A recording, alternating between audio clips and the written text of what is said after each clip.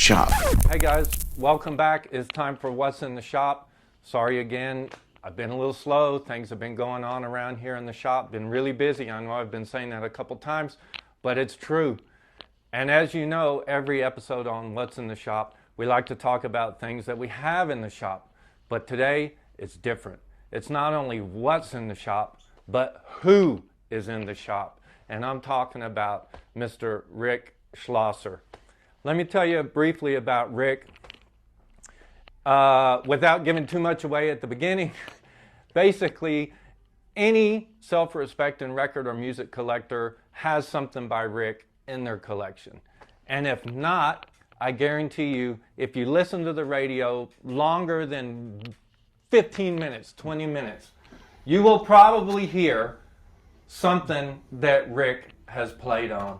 And as we talk about some of this stuff, you will probably be pretty surprised at what Rick has played on. So, how you doing, Rick? I'm doing great. How are you, Tim?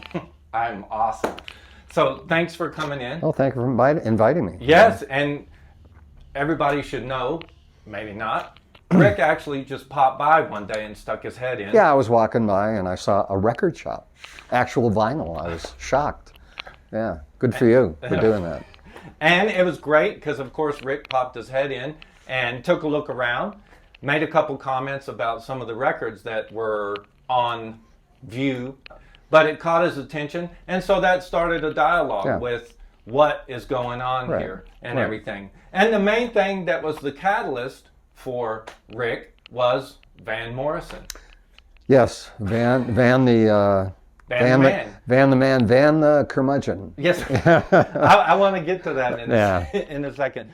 So let's get down to it and get to business, and let's talk about a little bit about Van. I have some notes here that I'm going to be referring to. Okay. But if memory serves me well, you started with Van with Tupelo Honey, correct? I did.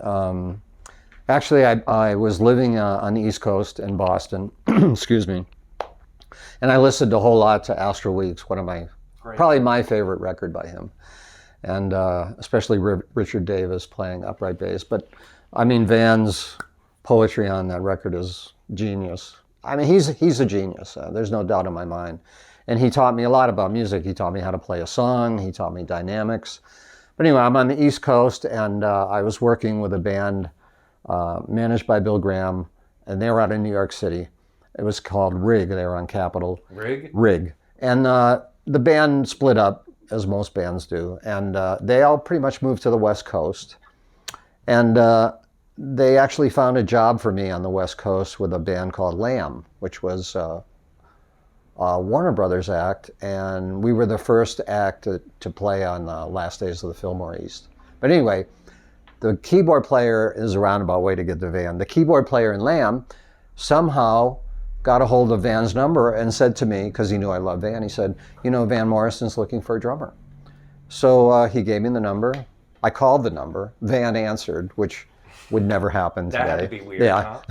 And kind of hard for me to understand his Irish accent. But anyway, I finally figured out where he was holding auditions. So I went to his little studio, which was in Marin County.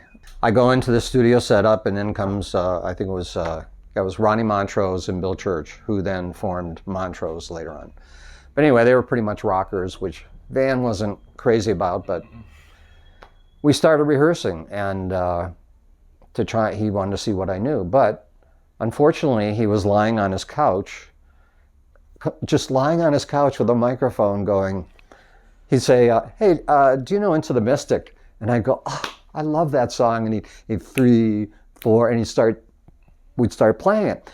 But he had the microphone, and he's like just lying supine on his couch, and he's going, we were born, mumbling, so much younger than, and we'd almost get to the chorus, and he'd go, okay, and he'd call another song out. And I thought that was a little weird, because not a chance to even get to the chorus.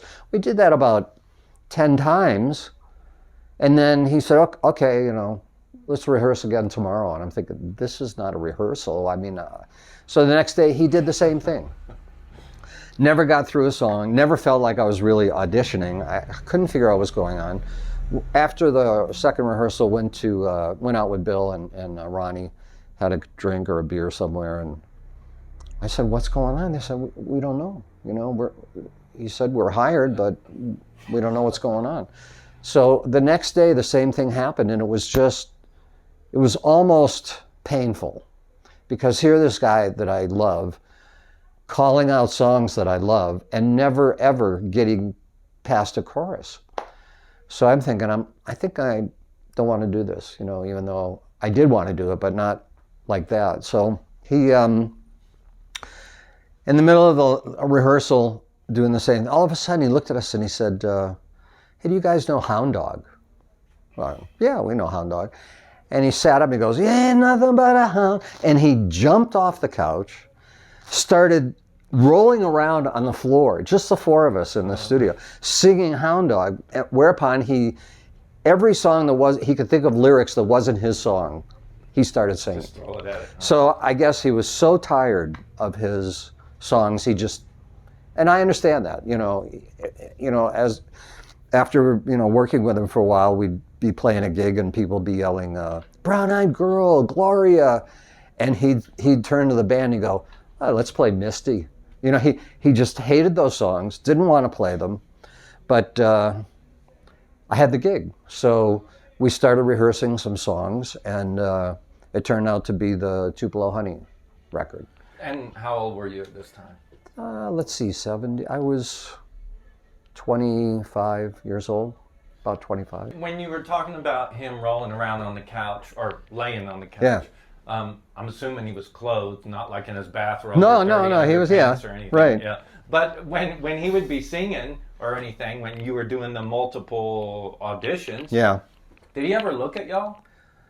Or Yeah, I was he mean, just kinda staring off? he'd kind of look at us and call off the next song, and then he would then it would just be, he was gone. He was not really there. He was there, but he wasn't there. And he was just, I think, going through a period. In fact, he called one album a period of transition. Yeah. But I told him that back then, I said, you should call it the same thing, only different. Yeah, right. And years later, I ran into him and he goes, "Oh, Rick, you were right. I should have called it the same thing, only different." Because it really wasn't a period of transition. But I think he was an unhappy guy back then, and he wasn't, he just didn't want to play his songs. So we would go out and play gigs. We played Winterland, and some big gigs like that, and also played some clubs like the Lion's Share and San Anselmo and Frenchie's in East Bay, and a couple of the clubs in San Francisco itself. But in the meantime, we started recording Tupelo Honey, and it was an interesting. I had never recorded quite the way he did it, because we set up in a circle in the studio with Van just sitting on a chair in the middle of the band. And we just played live, and he just sang. And that's the way, I don't know if he records all the time like that, but we pretty much did that for that record. And he never, ever overdubs a vocal, never overdubs a word or a phrase or anything. What he sang in that performance is what you get. And I've never worked with anybody who does that. I was going to ask you about his recording like that, like spontaneous, if you want to call it that, or live. Mm-hmm. But I had read, and of course I never worked with Van, you worked with Van, but I read that in a way it was kind of, or whoever had written the piece said it was similar to kind of like what you were saying with the audition, even like Chuck Berry was notorious that he would get a band and you just got to follow. Yeah. If I go right, you better turn right. If I go left, you turn left. It's true. No, he was very demanding, but he knew what he wanted and he knew when he had it, which actually is the mark of a great producer. Ted Templeman was producing Tupelo Honey. I'd never met Ted. He came up there from L.A. And he was like he became like the premier producer for Warner Brothers. Did Van Halen and all kinds of people. But back then, when I walked in the studio, I saw this little guy sitting behind the board. Another little guy? It's Ted Templeman, yeah. And he's got blonde hair. He looked just like a surfer dude. And he was a surfer dude, but a brilliant surfer dude. And I think he had been in, he was in it might have been Harper's Bazaar or one of he was actually a drummer. Feature, I think he was a drummer And so working with him later on, back then, I already knew my parts, what I was going to play, and I think 4 of the 6 songs I did on Tupelo Honey were probably first takes. So I didn't make a whole lot of money. I know Van did, but no one did. You know, I was only making single scale, and so you know, it was like $121 every 3 hours, and we'd usually do a couple songs in the 3 hours. How much? Again, going back to that recording when you were doing the live takes or whatnot, and referring again, similar to Chuck Berry, how much of a song did you actually know before you got there? Did Van Usually the whole thing. Oh, so you were allowed to go and rehearse? He would say this. Yeah, no, we had rehearsals, which saves time and money. I mean, occasionally he might do something spontaneous, but I don't remember ever recording anything with him that I hadn't already heard or rehearsed. Did he, and this might be a little silly, did he ever say, "Did you like that?" Like ask the band members? That's my gig. He just went, that's okay, next. You know, or if we did more than 2 takes, he'd usually say next. You know, he wouldn't stay on the song. That's the spontaneity he liked. You know, he didn't work it to death, which some artists do. I mean, you could do 30 takes, you know, and you start to wonder what's really the difference, you know, after a while. You mentioned earlier that Van you could understand why he didn't want to keep playing the same song. Yeah, he already did them. Yeah, and I was reading this big article on Dylan when they were kind of talking about the Jesus period, you know, in the 80s, which I think is highly underrated. There's some good stuff there. But it was summed up, and I don't know if it was from Dylan himself or one of his close, you know, attachés or whatever you want to call it.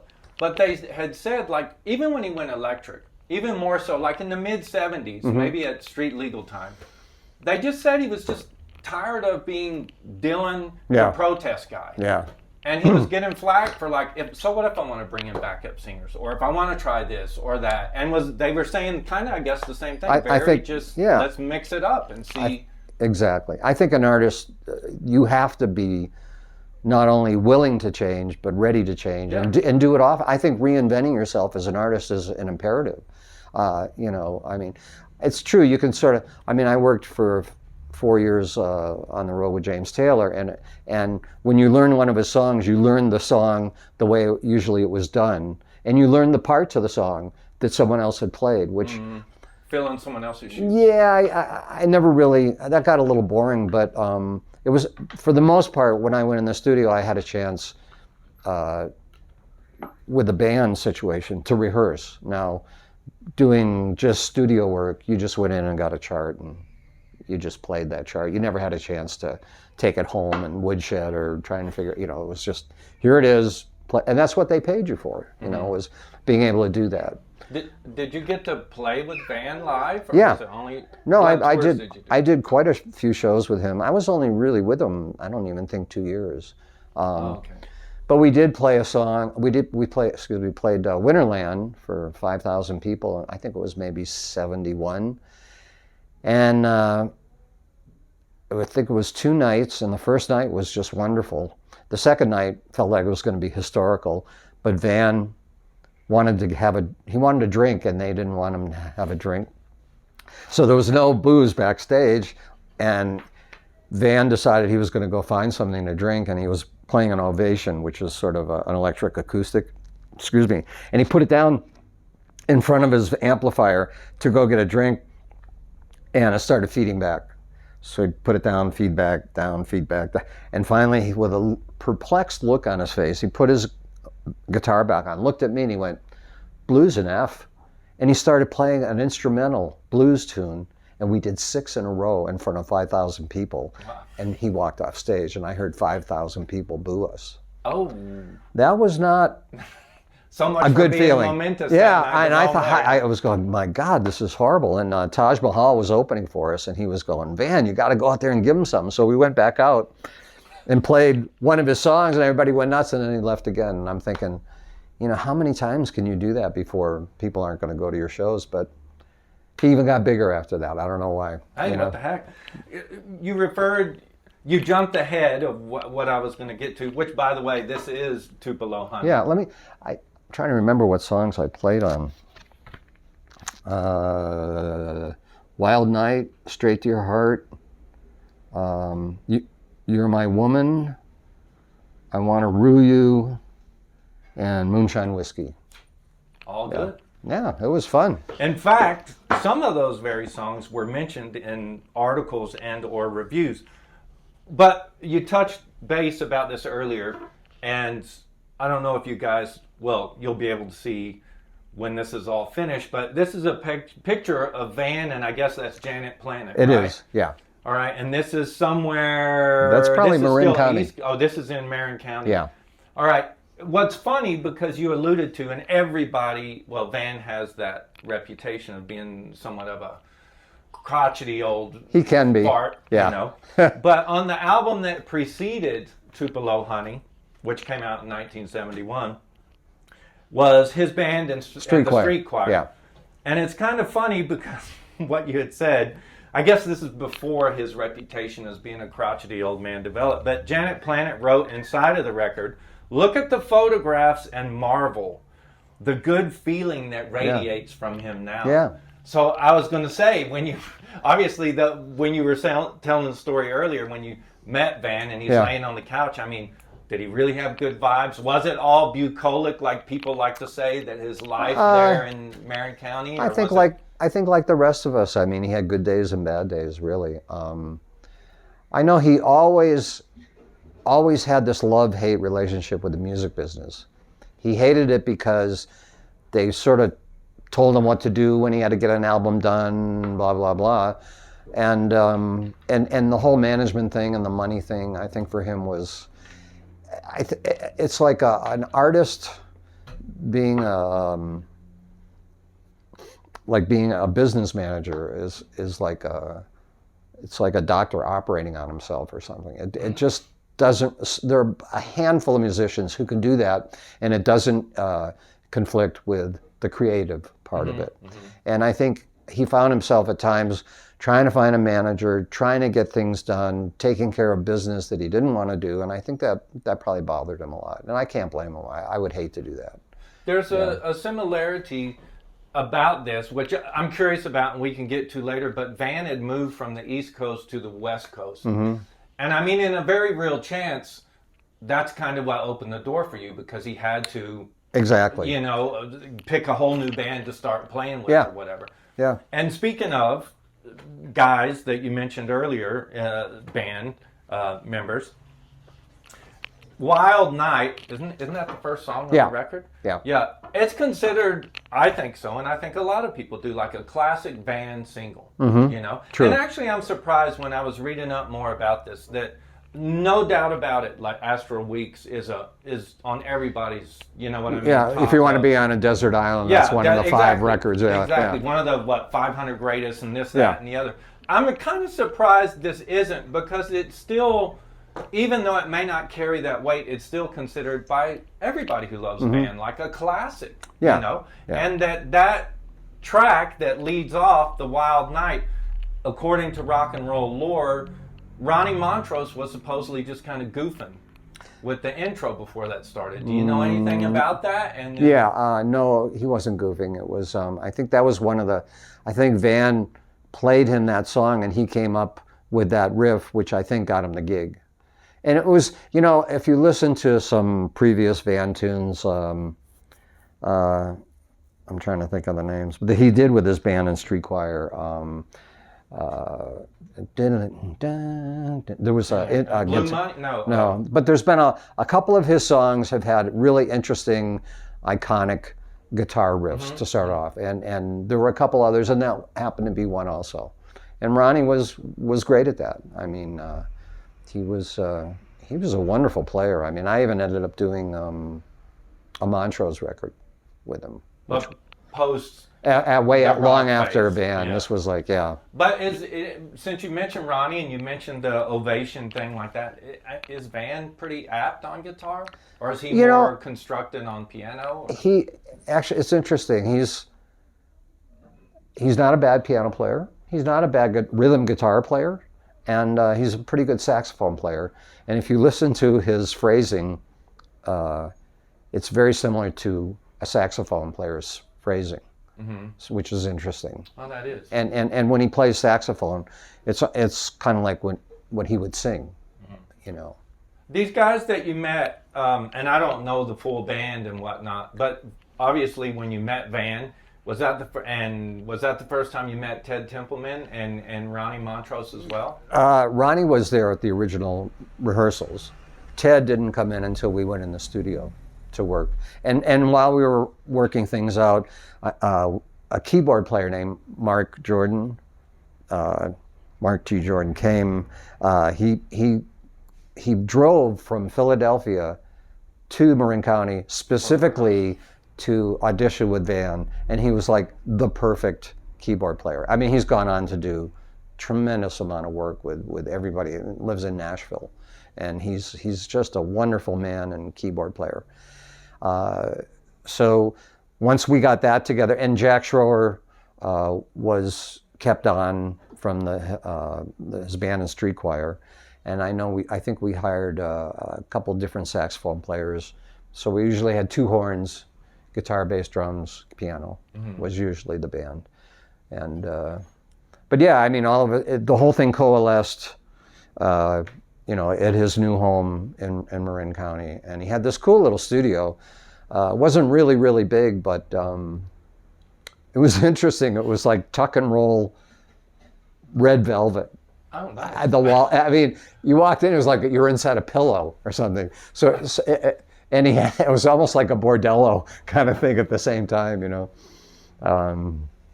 But yeah, I mean, I rubbed him the wrong way at some point, and I could tell, and I knew my days were limited, and so he fired me, and then he rehired me. Then he fired me, then he rehired me. All during the process of this, or just no, over just the course over the course of about a year and a half, and then after the last time he fired me, I just went, you know, I'm like a yo-yo here. I mean, and I loved his music so much, it was just killing me. I really wanted to play with him, but not like that. So I ended up taking a gig with Boz Scaggs, because Boz always used to be in the front row watching Van and listening to him. He's taking notes, huh? Yeah, just, you know, I think a lot of singer-songwriters look at Van as like one of the top handful of guys that they emulate, you know. When you mentioned earlier you were 26 Yeah. or so, when you 25, 26, got yeah. on with Van, I mean, was he like the first guy that you kind of really admired that you worked for, or had some of your previous to that, I had worked with this guy Andy Pratt. Now Andy's family started Pratt Institute. They were part of Standard Oil. They had Charles Pratt Investment at 45 Wall Street. So it was old money. And I went to an audition when I was at Berklee School of Music in Boston. It was for a 11-piece blues band or something. And it turned out, after everything was said and done, it turned into a trio. And Andy was playing bass, and we had a guitar player. That's how I got to know Andy, and Andy turned into being an amazing artist. I think I did 3 records with him, but there's one album on Columbia called just Andy Pratt, which was the second record I did with him. And I mean, to this day, people say it influenced them as much as the Beatles. Was that the one with the big hit? It was sort of a minor hit in New England called "Avenging Annie." Yeah. Yeah, great song, just an amazing song. The original track was cut with just piano and drums, and then Andy put 3 bass parts on it and brought in some people to overdub. But the song was over 5 minutes long, and back then radio stations weren't like, you know, not too many of them were willing to play a song that long. You know. Going back to touch base with Van real quick, we had mentioned Ronnie Montrose and Wild Night, and it's a great record all the way through. Like I said, I don't understand why it's not on some of the best of lists or whatever, but it is interesting. I'm always curious about chart positions and stuff, because I think people can relate to, like, oh, I love that song and whatever. It was interesting to note that supposedly Wild Night was Van's last big chart entry. It might be true. That might be true. Let me see, I have it here on my notes. But now I lost the date. But yeah, it was his last top 40 hit of the decade. No kidding. Of the 70s. Wow. So you came in right as the door was closing, it seems like. That's funny. But it's kind of cool because, like you had said, when you met everybody at going back to the auditions and everything, and new guys, which we'll talk about later, Ted Templeman, because it seems like you've worked quite a bit with Ted. Yeah, I ended up working a lot with Ted. Great producer. But this was supposedly, again, according to rock lore, the Tupelo Honey, Van had said, according to interviews, he wanted to toy around, and he did later in his career. Not the same thing again, but a different time. Right. But he did end up doing a country record. And supposedly he was toying with the idea around this time, but he got the whole new band, which you were a part of, and whatever. He went on to say he wasn't really jazzed about Tupelo Honey, and it's not a favorite album of his. I believe that. But it is interesting, according to an old article from the Irish Times, if I can read that. Yeah. He was saying he wasn't happy with the song, but this wasn't the Irish Times. This was actually Rolling Stone who made this comment. Said the album was sheer musical beauty. And the band plays with more individual inspiration than any of Van's previously recorded groups so far. With particular honors, I quote, going to Rick Shlosser. Really? Was the first one listed, and Connie Kay.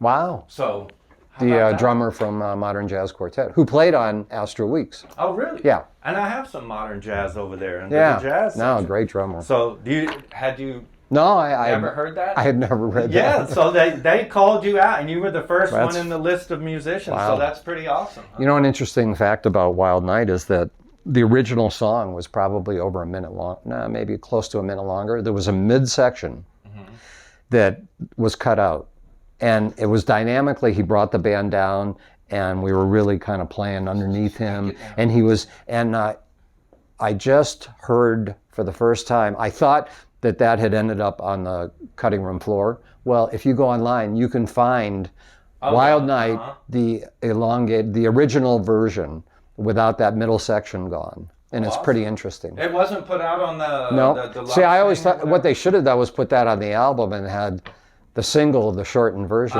but they didn't do that for some reason. But it was a very cool little part. If you ever think of it, go online and look. You'll find it. You'll see what I'm talking about. Yeah, absolutely. Let's move on from Tupelo Honey. Again, if you guys don't know this, you should check it out. It's an absolute classic record. And, of course, Rick's introduction into the Van Morrison Band. The following album we have here, St. Dominic's Preview, came out in 1972. And funnily enough, it even charted better than Tupelo Honey did. Really? Yes, I had no idea. And in fact... I was blown away to learn this was actually Van's best-selling album in the United States, at least, up until 2005. Wow. So that was a long span where this album was, his highest charting. I played on Jackie Wilson Said and Gypsy, and that was it. And Jackie Wilson Said was it was the only single off that record? Might have been, yeah. One thing that's always struck me about this Van record, and I don't know if you guys are very familiar with it, but if you look closely at this, the art department didn't do a good job because Van's ripped his pants. I never noticed that. I've always thought, like, how could they let that get out, with his ripped pants there, like his zipper's busted. That's funny. Who knows? Maybe he doesn't even know it. Maybe the guys at the record company I doubt if he even cared. But I made a mistake a minute ago when I quoted Rolling Stone, thinking it was the Irish Times. The Irish Times had a reference to this. In particular, Jackie Wilson Said. Jackie Wilson, for those of you who don't know, was a soul singer who had a big hit. His biggest was Reet Petite, right? Yeah. I believe so. What a great singer he was. Yeah, well, that's a great song, actually. Yeah. I mean, this one that Van does, actually, about Jackie Wilson Said, I'm in heaven when you smile. Talking about Jackie Wilson Said, though, the Irish Times, once again, Rick, mentioned you. Really? When they said this. This is from 1972. The opening track, Jackie Wilson Said, I'm in heaven when you smile, is the best of them.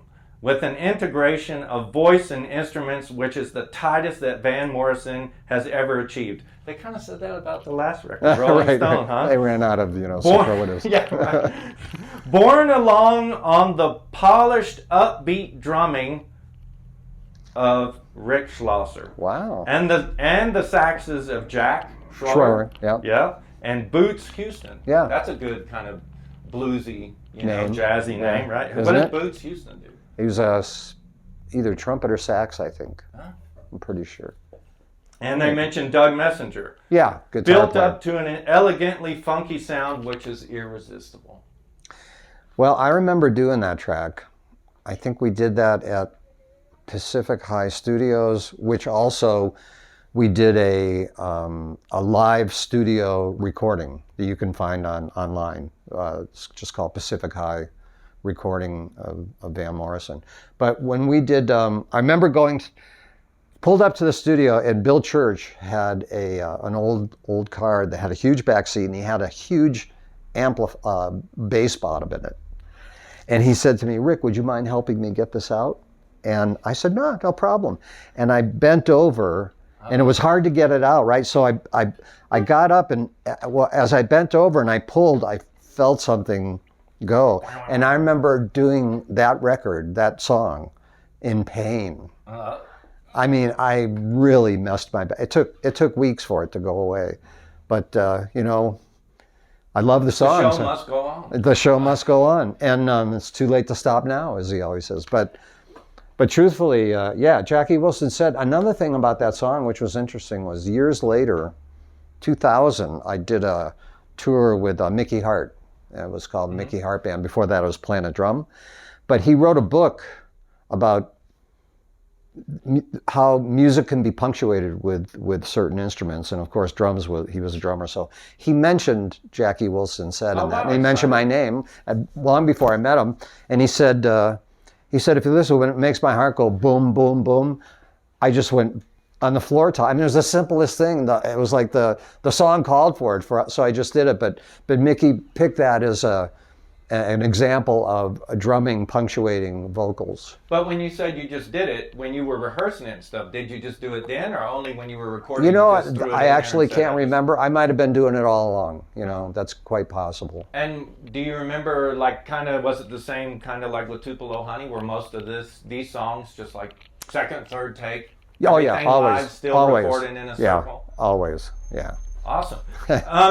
Kind of reflecting or running parallel to Tupelo Honey, we're going to move on from Van now, if that's okay. And we're going to talk about this dude, Rod Stewart, 1976. Oh, I also did a couple songs on Hard Knows the Highway with him also. Oh, that's right. And I forget what they were. I'd have to see the record to Warm remember. Love is on there. I didn't do that. No, that was. And Listen to the Lion. No, that's on there, that's right? on that. Is it? Yeah. Man, I'm out of whack with my band. Yeah, Listen to the Lion is on this. Okay. But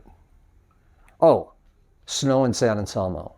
That I played on that on Hard Knows the Highway and maybe one other song, not many. Do you like that album, Hard Knows the Highway? Because it's kind of... It was okay. It seemed it was sort of like some afterthoughts with, but I have friends who think Hard Knows that Snow in San Anselmo is their favorite song. Off that album, I have to say, I love Warm Love. I think that, for me, does. That's a great song. Great song. And I thought about Listen to the Lion, going back. We keep spending a lot of time on Van, but when you were saying he was laying on the couch during the auditions, just kind of mumbling, because he kind of on It's Too Late to Stop Now, live. And I'm sure you saw it when he played live. Yeah. But on this record here, when he does Listen to the Lion, he kind of likes to get lost. He was one. He definitely comes out with some different sounds. I mean, he can growl. His falsetto on Warm. Was it Warm Love or no? It was. There's one tune he did with a beautiful falsetto. I mean, just gorgeous. So a very talented man, a genius, really. He taught me dynamics, and he taught me how to play a song. So. Well, that's great. Yeah. That's a good guy to learn from. Totally. I think. Totally. Well, moving on to Rod Stewart. Rod. 1976, A Night on the Town. This was another big breakthrough album for Rod. You know, just a little bit of background. Before Rod did this album, he did Atlantic Crossing. And a lot of people, his buddies back in England, Atlantic Crossing, by the way, refers to moving from England to the United States. Mm-hmm. And a lot of his buddies told him, like, don't go to LA. Don't go to LA. Your career's going to eat it. Right. You know what I mean? It's the worst. It's the kiss of death. And so what he had done with that record, I mean, I don't even know if he had a real hit on that. Well, Sailing was on there, wasn't it? I think that was on there. But what was interesting on that record, he did a hard side and a soft side, which he continued on with this record. It's done, and I don't know if the pictures are supposed to represent that on the album cover, but he did a side that was basically all ballads and a side that was all rock. Okay. What's weird about this, when I was researching to talk to you, Rick, was Van had made a big move east to west, and had to get a whole new band. And same thing happened with Rod for this record. Mm-hmm. And once again, Rick is there to fill in. Well, I was very fortunate. You know, I spent a lot of time practicing and taking lessons and everything. But at some point... Wait, taking lessons while you were doing all your sessions? Sure. And stuff, you're still taking lessons? Yeah. Not just from the people you work with, but you were like a tutor? Yeah, definitely. I mean, I actually, when I moved from Boston to Marin County, I ran into Chuck Brown, who was teaching David Garibaldi and Bozio and a couple other people. Terry Bozio. Yeah. And he got me to change my approach to drumming. I was playing my kick drum with my heel up and my toe down, and because I thought that was the only way I could get power. And he said, well, after a while, from lifting your whole leg, you're going to get problems in your hip. Yeah, so he taught me with how to keep my heel down, which was wonderful. I mean, it really helped me a lot. And also how to hold my sticks, because even though I went to Berklee School of Music, I still had a lot to learn. And he really gave me a lot of help with that. Chuck. Did you find out along the way, and like with this guy, I forgot his name, sorry, by taking lessons and stuff, is it kind of like what they say with a lot of people who go to art school, like when you really start to get into it, forget everything you learn? It's all throw it out the window. And I did have to reprogram a lot of stuff, but it was good. It was good for me. And it does keep you on your toes. It was a little difficult because I switched to match grip from just the regular drum standard grip. And in fact, I did that on it was called Bish, Stephen Bishop. I did that on a Stephen Bishop record. I just went, okay, I'm not going to play, I'm just going to play match grip on this. And I listened to one track the other day, and I did all right, but I had no chops. I mean, with standard grip, I could do all of a sudden I was like playing as simple as possible, but with more power, because of the match grip in my left hand, and engineers love that. And anyway, in the studio, the songs I was playing, no one, you didn't have to have a lot of chops. What you had to have was feel. So that it actually helped me that I forgot a lot of stuff, or let it go. I had to let it go and just play what the song dictated, and not what I knew, but what the song dictated. And that makes perfect sense, because I forgot what it was in context and who it was I was talking with once.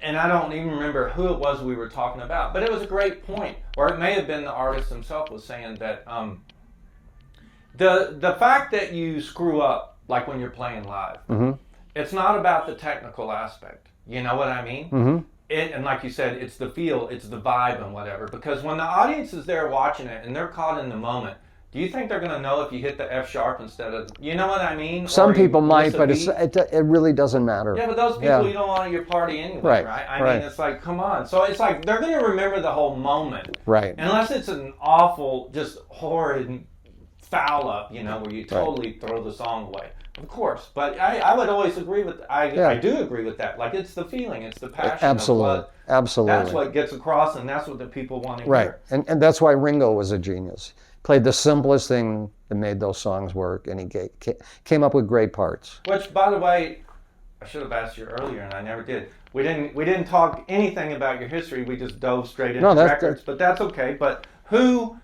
did you look up to? Who was your drummer? Like, I don't know, who are you going to say? Gene Krupa or whoever? Well, I don't know. Joe Morello had a big influence on me. I'm not familiar with Joe. Take Five, Dave Brubeck. Dave Brubeck. Have that over there too. Yeah, well, Joe Morello came from Holyoke, Mass. I grew up in Springfield, Mass. They were like right next door. And in high school, there were two drummers in high school, Bill McCullough and myself. And Bill had been taking lessons from a guy named Joe Sefcik, who taught Joe Morello when Joe Morello was younger. So Bill McCullough the first time I saw him play, I was like, what? You know, and I started going to his house and he started showing me stuff. And I mean, he was spectacular, right? And then he turned me on to Joe Sefcik, and I started taking lessons from Joe in downtown Springfield at Schillero's Music Store, I think it was called. I remember one day down in the basement taking a lesson, and I was near the door, and Joe Sefcik's sitting here, and he looks past me at the door, and he goes, "Hey, Joe, how are you?" And I look up, and here's Joe Morello, right? And I'm like, Joe Morello. We're not worried. Yeah, I know. And like all of a sudden, you know, I'm like, I can't play. And so Joe Sefcik says, "Hey, I'd like you to meet a student of mine. This is Rick Shlosser."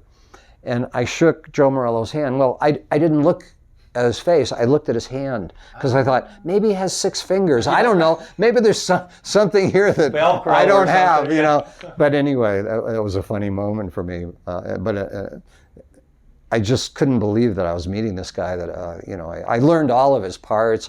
I used to just love playing in 5/4 and all this stuff, you know. It was like, it was a great time because I was learning every day. But anyway, getting back to, it was Joe Morello I always loved, and so many drummers, really. I can't, Jeff Porcaro was another guy that, Toto? Yeah, great drummer who I love listening to his parts and what he did. You know, all of the Motown stuff really influenced me a lot. Who else?